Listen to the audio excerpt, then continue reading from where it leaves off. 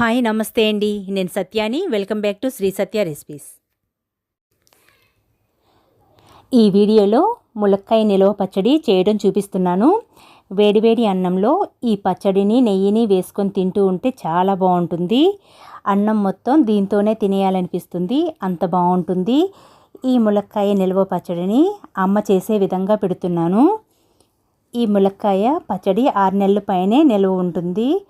అయితే మనకి ములక్కాయలు ఎప్పుడు దొరుకుతూనే ఉంటాయి కాబట్టి ఎప్పుడు కావాలంటే అప్పుడు ఒక కాడతో పచ్చడి పెట్టుకున్నామంటే నెల 2 నెలల వరకు వచ్చేస్తుంది. సో ఈ వీడియో మీకు నచ్చిందంటే లైక్ చేయడం మర్చిపోకండి. మీ ఫ్రెండ్స్కి రిలేటివ్స్కి షేర్ చేయండి. మన ఛానల్ని కొత్తగా చూస్తున్న వారైతే సబ్స్క్రైబ్ చేసుకోండి. సో నేనైతే ఒక పెద్ద ములక్కాయతో పచ్చడి చేస్తున్నాను. ములక్కాయను ముందుగా కడిగి తడి లేకుండా శుభ్రంగా తుడుచుకోవాలి. చూస్తున్నారు కదా, చాలా పెద్దగా లావుగా ఉంది ములక్కాయ. ఇలా కండ ఎక్కువగా ఉన్న ములక్కాయతో పచ్చడి పెట్టుకుంటే చాలా బాగుంటుంది. ములక్కాయ పచ్చడికి లేత ములక్కాయతో కాకుండా అప్పుడే ముదురుతున్న ములక్కాయతో పెట్టుకోవాలి. ములక్కాయ పైన పీచు లాగకూడదు, అలాగే పీచు లెగకుండా ములక్కాయను కట్ చేసుకోవాలి. ఇలా ఈ సైజులో కాస్త చిన్నగానే కట్ చేస్తున్నాను.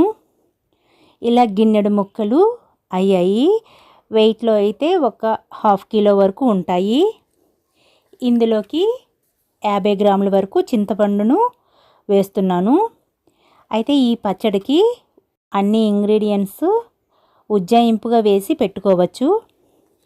అయితే చింతపండును ఒకసారి కడిగి ఒక చిన్న గ్లాస్ నీళ్లు వేసి ఉడికించుకోవాలి. ఇలా ఉడికించి చల్లారిన తర్వాత గుజ్జును తీసుకోవాలి.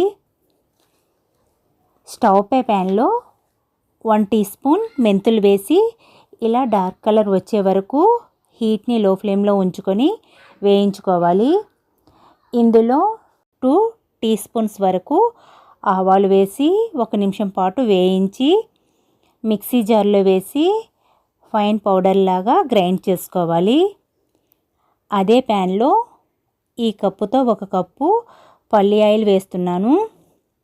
నిలవ పచ్చళ్ళకి ఎప్పుడు పల్లి ఆయిల్ కానీ పప్పు నూనె కానీ వేసుకోవాలి. నేనైతే ఇక్కడ పల్లి ఆయిల్ వేస్తున్నాను. ఇది 1/2 కిలో వరకు ఉంటుంది. ఆయిల్ కొద్దిగా వేడెక్కిన తర్వాత కట్ చేసిన ములక్కాయ ముక్కలను వేసి వేయించుకోవాలి. బాగా ఎక్కువగా వేయించకూడదు. ఇలా ఒక 3 మినిట్స్ వేయించుకోవాలి. ఇలా కొద్దిగా కలర్ మారాక తీసేసుకోవాలి. పచ్చడి కలిపేటప్పుడు కల్లా ములక్కాయ ముక్కలు అలాగే ఆయిల్ అంతా కూడా చల్లారిపోవాలి. ఈ ఆయిల్లోనే 1 వెల్లుల్లిపాయ రేకలను కొద్దిగా చిదిమి ఆ వేడి ఆయిల్లోనే వేసి మగ్గనివ్వాలి. ఈ కప్పుతో 1 కప్పు అంటే 125 గ్రాముల వరకు కారం వేస్తున్నాను. ఈ కప్పులో సగం అంటే 40 గ్రాముల వరకు సాల్ట్ వేస్తున్నాను. అయితే పచ్చడిలో ఎక్కువగా ఊడుపు ఉండాలి అనుకుంటే వీటిలో వేసే ఇంగ్రీడియంట్స్ అన్నీ కూడా పెంచుకోవచ్చు. సాల్ట్ మాత్రం చూసుకొని వేసుకోవాలి. గ్రైండ్ చేసిన మెంతి ఆవు పిండిని వేసుకోవాలి. దీన్ని అంతా మిక్స్ చేసుకోవాలి. తీసిన చింతపండు గుజ్జును కూడా వేసి ములక్కాయ ముక్కలను కూడా వేసి కలుపుకోవాలి. అన్నీ కలిసేలా కలుపుకోవాలి. ఇలా పూర్తిగా చల్లారిపోయిన ఆయిల్ను కూడా వేసి అంతా బాగా కలుపుకోవాలి. ముక్కలు విడిపోకుండా జాగ్రత్తగా కలుపుకోవాలి. ఇలా కలిపిన తర్వాత మూత పెట్టి 24 గంటల వరకు ఉంచుకోవాలి. అప్పుడే ముక్కల్లోకి ఈ స్పైసెస్ అన్నీ ఊరి చాలా బాగుంటాయి. మరుసటి రోజు మూత తీస్తున్నాను. పైకి నూనె తేలి ముక్కల్లోకి పచ్చడంతా ఊరి పచ్చడి మంచి స్మెల్ వస్తుందండి. ఇందులో ఉప్పు కూడా సరిపోయింది. ఇంతేనండి, ములక్కాయ నిల్వ పచ్చడి రెడీ. వేడివేడి అన్నంలో వేసుకొని తిన్నామంటే ఆహా అనిపిస్తుంది.